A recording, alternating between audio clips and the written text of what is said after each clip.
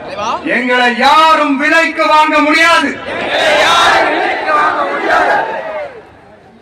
எங்கள் ஓட்டு விசில் சின்னத்துக்கு தான். வேற யாரையும் நம்பி ஏமாற மாட்டோம். தேங்க்யூ. கேட்டுச்சா சார்?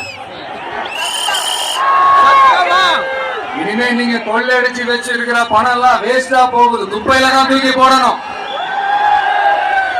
உங்களுடைய இந்த ஊழல் ஆட்சியும் மக்கள் குப்பையில தான் தூக்கி போட போறாங்க. அடுத்து ஒவ்வொரு வீட்டுல இருக்கிற என்னுடைய குட்டி நண்பா நண்பீசுக்கும் ஒன்னு சொல்லணும்னு நினைக்கிறேன்.